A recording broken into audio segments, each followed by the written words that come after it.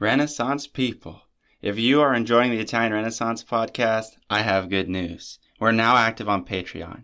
You can show your love for the show by becoming a patron and get access to additional resources, information, and artworks. Better yet, those who join the Renaissance Master or Renaissance Patron tier will get access to at least one additional podcast episode each month. My goal is to ensure that the main podcast remains a free, accessible source for everyone.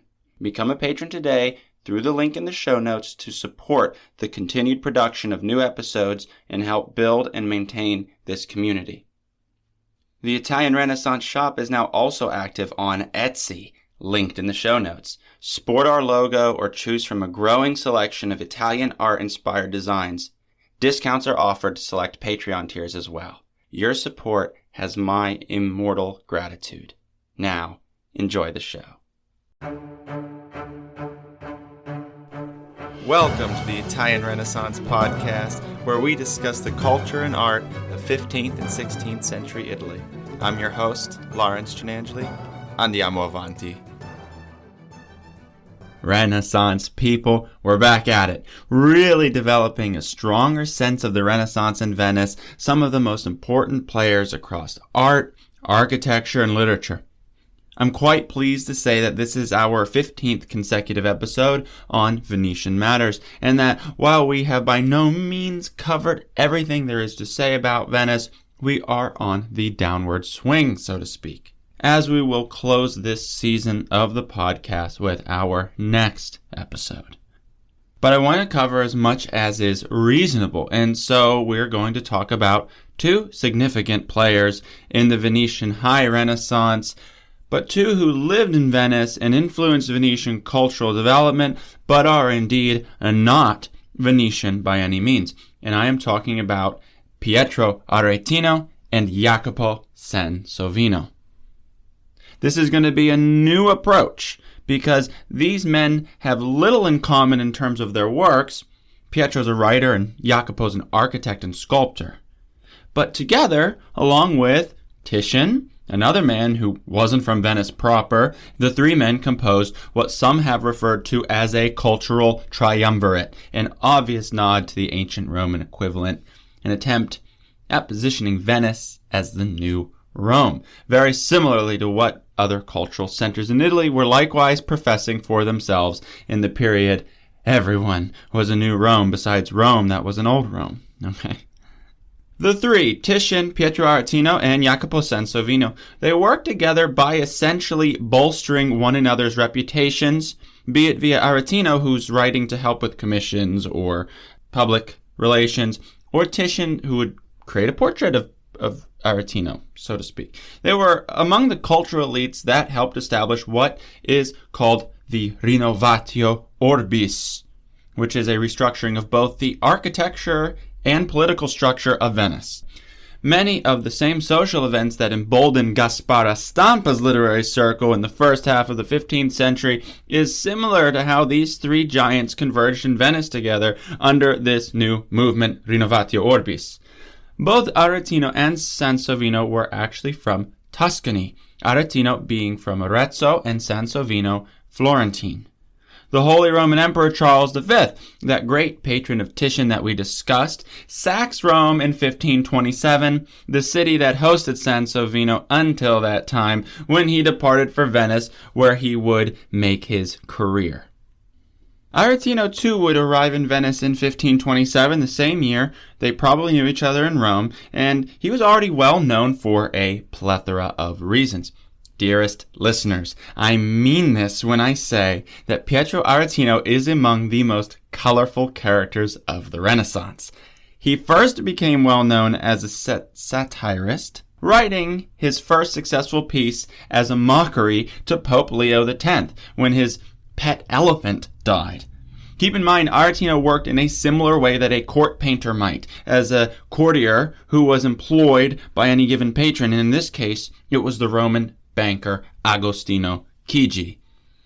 Aretino's time in Rome abruptly ended when he collaborated with Raphael's pupil Giulio Romano and the engraver Marcantonio Raimondi on what was the most audacious partnership of the Renaissance. I'm now going to issue you guys a graphic content warning. So if you are erotically sensitive or are listening with young adults or children, you've been adequately warned because it's going to get raunchy. The exact way in which these three came together, that is Aretino, Pietro Aretino, Giulio Romano, and Marcantonio Raimondi, it's not really clear. But in essence, Giulio Romano was working on a series of erotic drawings, either private or for a private commission, that showed in great detail numerous sexual positions. Raimondi collaborated with Giulio to set them in engravings, and subsequently published them and was imprisoned for it. These works, 16 in total, are called I modi. It means the ways, or in this case, positions, perhaps. And frankly, they are extremely vulgar and pornographic, and not angry mom in Florida pornographic, but rather intentionally and explicitly pornographic.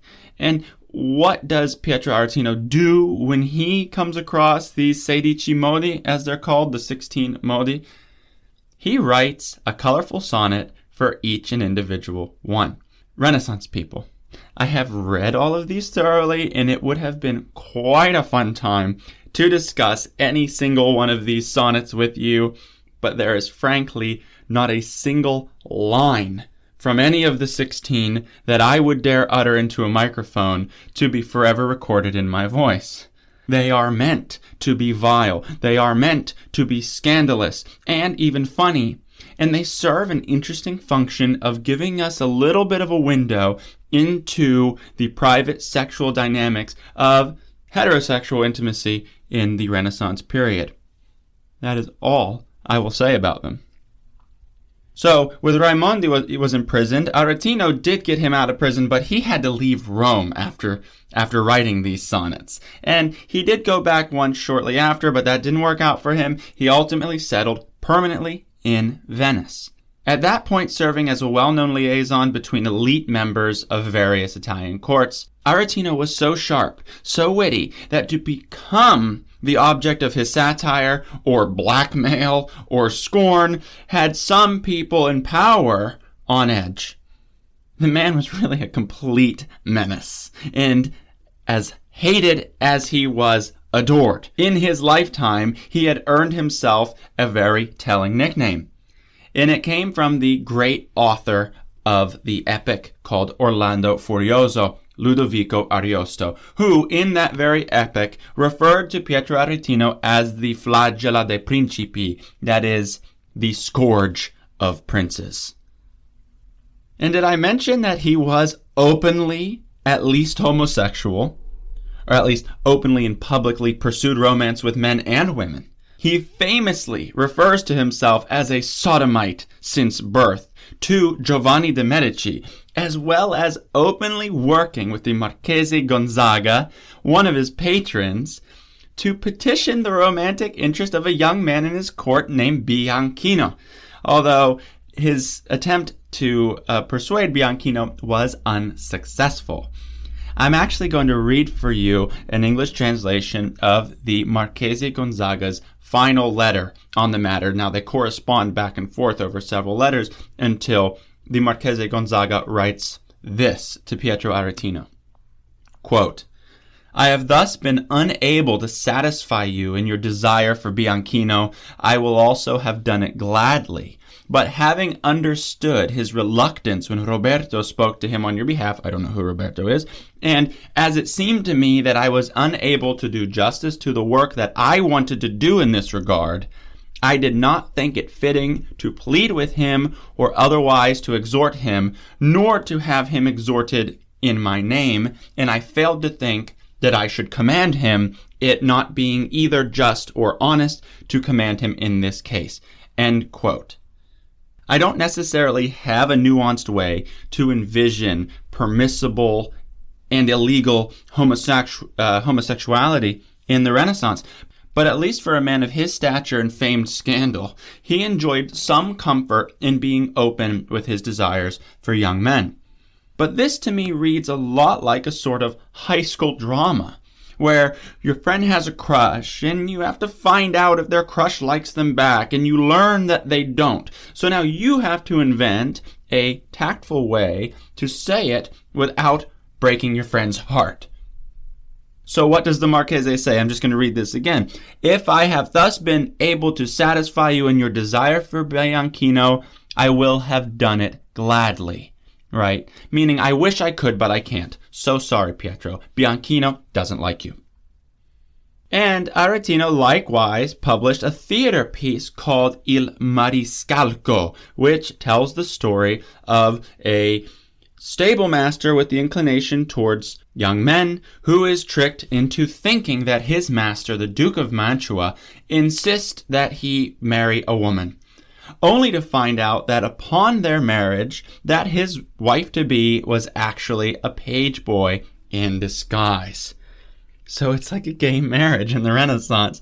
Quite a remarkable history here around the works that Pietro Aretino is putting out as far as the history of homosexuality is concerned. In any case, by 1527, Aretino was in Venice, which was an apt move for his career given the centrality of Venice as far as the number of printing presses the city had, making it a haven for the prolific writers of the period.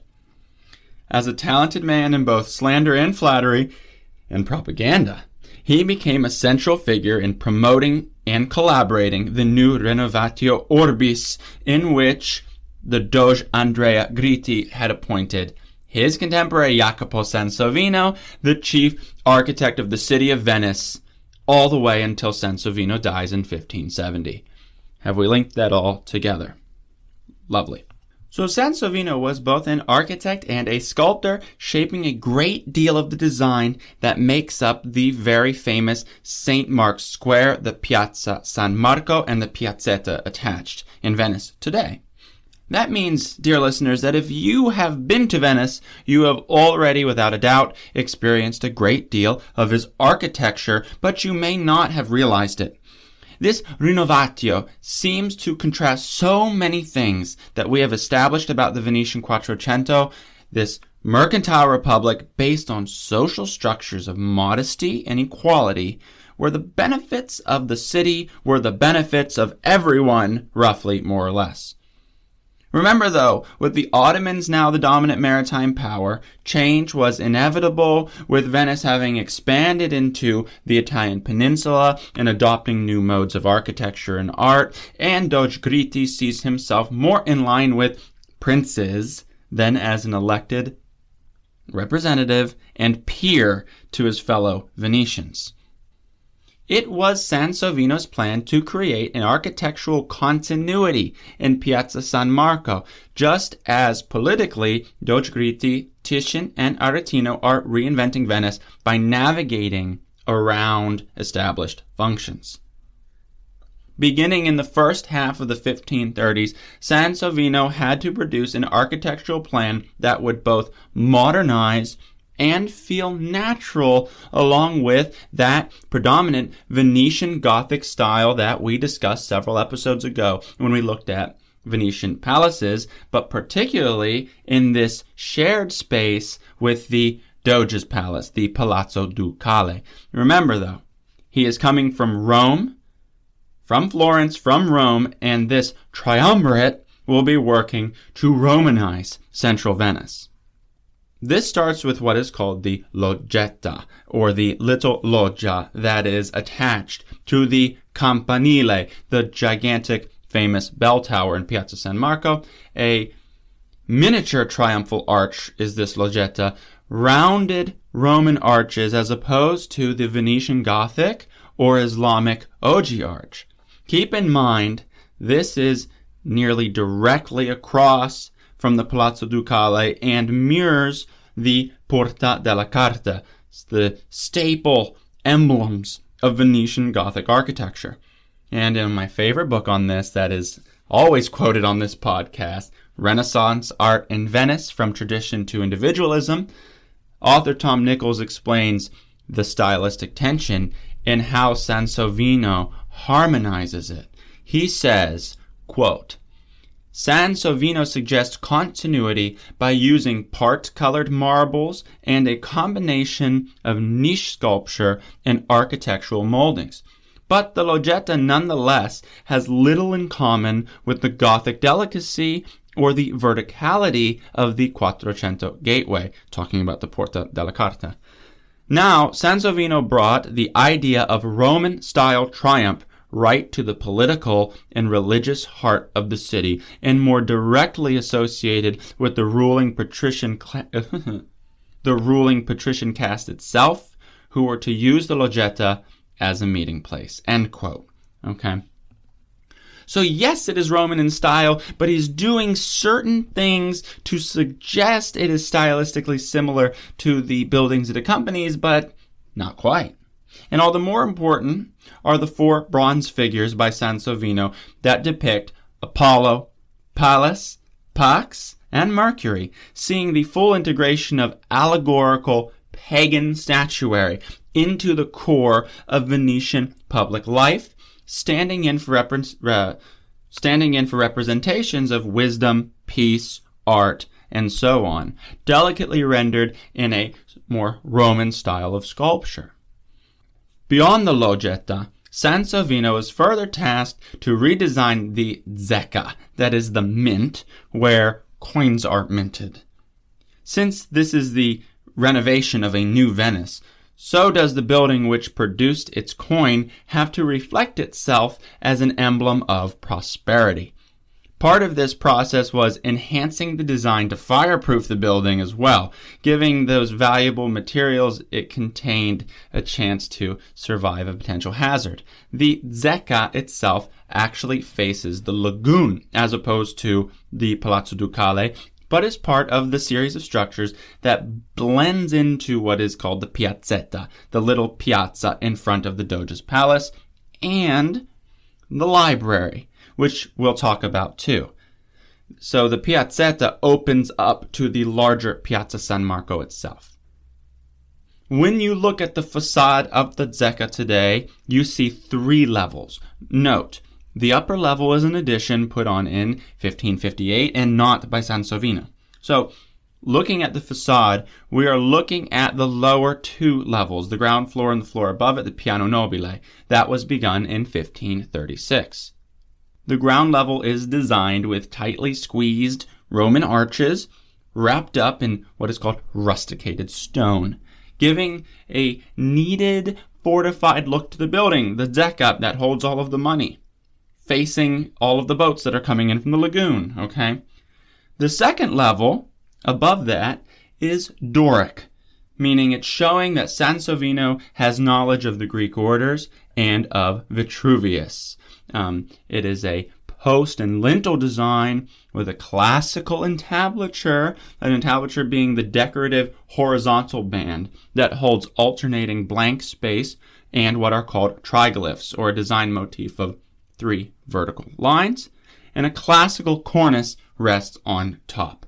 Again, ignore the level above that, for Sansovino's design would have ended there. Not long after the zecca was designed, Sansovino began what is likely his most important and well-known work, the Library of San Marco, also called the Biblioteca Marciana, the Library of Marciana, okay? The original library was founded as a result of the famous Cardinal Bessarion, the Byzantine humanist who obsessively tracked down and collected manuscripts of classical Greek and Latin text, translated them, reproduced them, much like what we see happening in the Medici Library in Florence. His will, when he died, was to establish a place of public learning by donating his library collection to the Republic of Venice. Now, while Bessarion died as early as 1472, his wish only becomes fulfilled under the Renovatio Urbis, under the design of Jacopo Sansovino. Sansovino's library is another 2-story building, one that actually connects to the zecca. So the zecca faces the lagoon and wrapping around the piazzetta and serving as opposite to the facade of the Palazzo Ducale is the library, and then that runs into the only slightly earlier Loggia. The result is a nearly singular visual spectacle of Sansovino's architecture if you stand on the corner, right? or you can walk it. In the library, Sansovino is not merely inspired by Vitruvius in this case, and the classical orders defined by him, but also the ancient author Pausanias, who in his book called The Description of Greece details the pillared marble library of Emperor Hadrian north of the Roman Agora in Athens. Pausanias describes it as such, quote, Hadrian constructed other buildings also for the Athenians, most famous of all 100 pillars of Phrygian marble.